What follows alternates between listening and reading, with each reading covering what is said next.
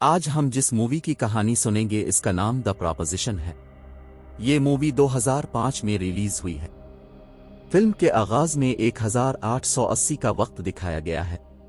ये वो वक्त है जब हॉपकिंस फैमिली को बहकाकर बेदर्दी से उनका कत्ल कर दिया गया था। ये कत्ल करने वाले और कोई नहीं बल्कि बर्न्स ब्रादर नामी एक गैंग होता है।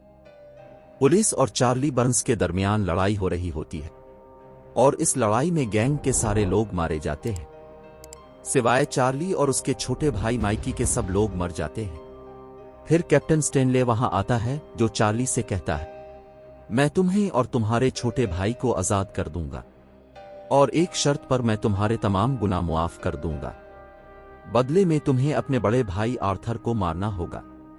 आर्थर एक खतरनाक और शैतानी दिमाग वाला आदमी होता है। वो एक साइकोपाथ है जो एक हद तक पागल होने का बहाना करता है। वो बहुत खतरनाक है, इसलिए इसके कबीले के लोग भी इसके करीब नहीं आते। वो सब इससे डरते हैं और खौफजदा होने की वजह से पुलिस भी इसे पकड़ नहीं सकती, क्योंकि इसको पकड़ने का मतलब अपनी जान को खतरे में डालने के बराबर है। कैप्टन स्टेनले का मकसद आर्थर को पकड़ना है। कैप्टन ये सोचता है कि आर्थर जैसे लोग जब तक जिंदा रहेंगे ऑस्ट्रेलिया में कभी अमन नहीं हो सकता। लोग अपनी जान की बाजी हारते रहेंगे। कैप्टन स्टेनले चार्ली के छोटे भाई को अपने पास रख लेता है और वो चार्ली को आर्थर को मारने के लिए 9 दिन का वक्त देता है। वो कहता है कि अगर तुम मेरा काम करोगे तो मैं तुम्हारे भाई को छोड़ दूंगा, वरना तुम्हारे भाई को क्रिसमस वाले दिन फांसी दे दी जाएगी। उसका मतलब है चार्ली को अपने बड़े भाई को हर सूरत मारना है, अपने छोटे भाई की जान बचाने। कैप्टन स्टेनले को जबरदस्ती यहां ट्रांसफर किया गया है, इसलिए वो ऑस्ट्रेलिया से जुर्म को खत्म करना चाहता है। यहां उसकी बीवी भी इसके साथ ही है, जो कि बहुत नर्म दिल की मालिक होती है। वो दूसरों पर जुल्म होते बर्दाश्त नहीं कर सकती, तो इसी वजह से कप्तान इस जगह को रहने के काबिल बनाना चाहता है और यहां से जुल्म को खत्म करना चाहता है ताकि वो यहां सुकून से रह सके।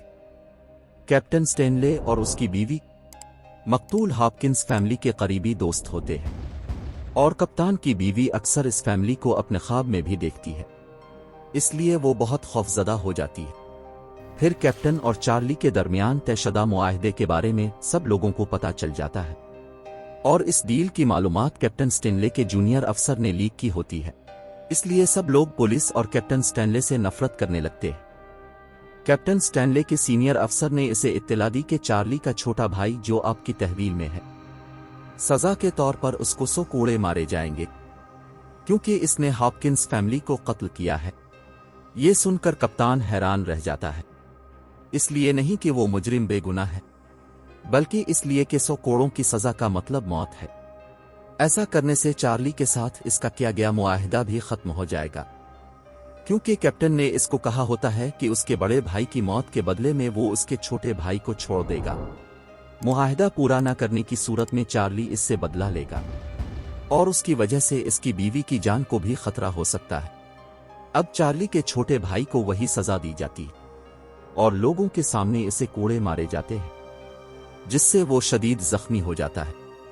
इसको देखकर लोग इस सजा को मजीद देखना नहीं चाहते, वो इसके लिए ऐसी सजा नहीं चाहते और कप्तान की बीवी भी इसको देखकर बेहोश हो जाती है।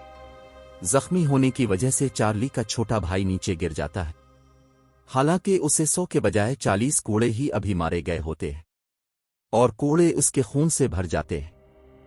कैप्टन स्टेनले अब मजीद ये सब नहीं देख सकता, इसलिए वो कोड़े को खींचकर अपने सीनियर अफसर की तरफ फेंक देता है। ऐसा करने से सीनियर अफसर के चेहरे और लिबास पर कोड़ों के खून के निशानात पड़ जाते हैं और इस हरकत पर सीनियर अफसर कैप्टन स्टेनले को नौकरी से निकाल देता है। दूसरी तरफ हम चार्ली को देखते हैं, जो कि एक लंबा सफर तय कर रहा होता है अपने बड़े भाई आर्थर की तलाश में, और वो रास्ते में सोचता है कि उसे आगे क्या करना है। इस सफर के दौरान चार्ली को एक बूढ़ा आदमी भी मिला। इससे बातचीत करते हुए इसे मालूम होता है कि ये बूढ़ा आदमी एक बाउंटी हंटर है। उसका मतलब है ऐसा कातिल जो पैसे के लिए लोगों की जान लेता हो। ये हंटर बर्न्स ब्रादर्स की तलाश में होता है। ये जानकर चार्ली इस बूढ़े आदमी को मारकर बेहोश कर देता है और वहां से चला जाता है।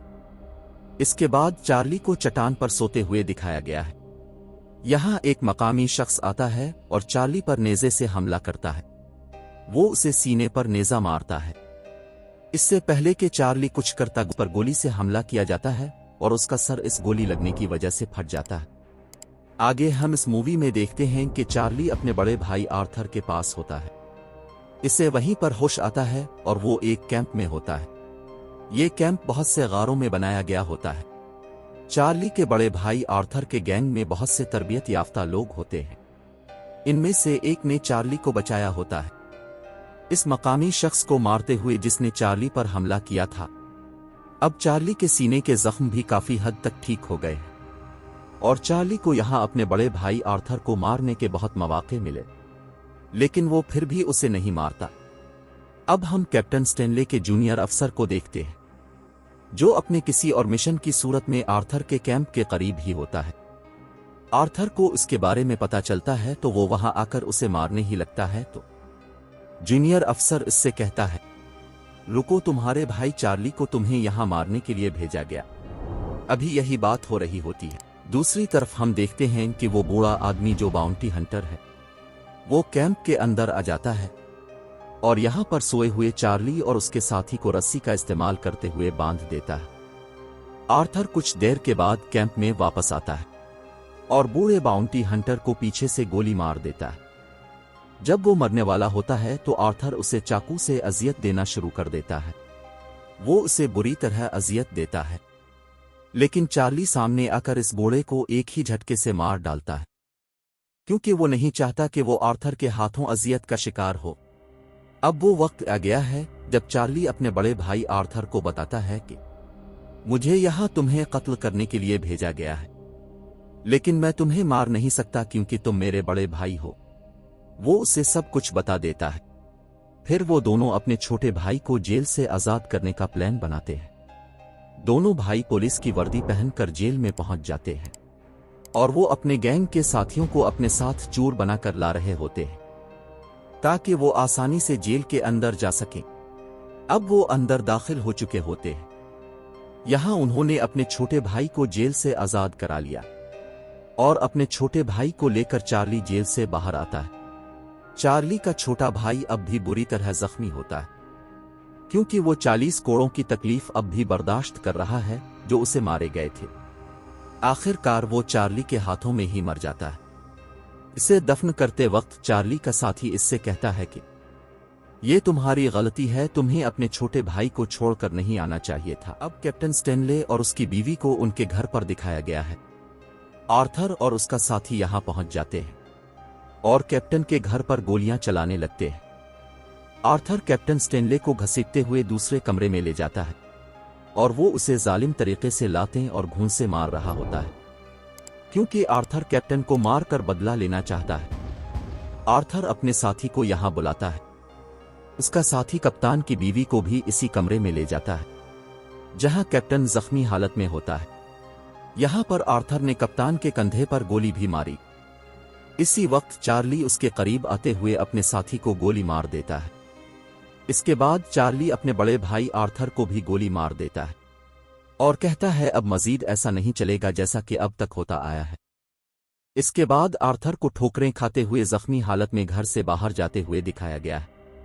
चार्ली को मेज पर एक बंदूक नजर आती है जिसे वो उठा सकता था और वो इससे आर्थर को मार भी सकता था, लेकिन वो ऐसा नहीं करता और वो वहां मौजूद कैप्टन स्टेनले से कहता है मैं अपने भाई के साथ रहना चाहता हूं। इसके बाद चार्ली घर से निकल जाता है और रास्ते में नजर आने वाले खून के निशानों को देखते हुए इसी रास्ते पर चलने के बाद एक पहाड़ी के पास पहुंच जाता है। आर्थर यहीं पर बैठा होता है। चार्ली भी इसके पास बैठ जाता है। आर्थर उससे कहता है आखिरकार तुमने मुझे रोक लिया है और अब तुम क्या करने जा रहे हो। चार्ली के पास कोई जवाब नहीं होता और वो खामोश होता है और वो सिर्फ डूबते सूरज को देखता है और आर्थर की जिंदगी का सूरज भी इस सूरज के साथ डूब रहा होता है और आखिरकार आर्थर अपनी सांस खो बैठता है और मर जाता है। यहीं पर इस मूवी का एंड होता है।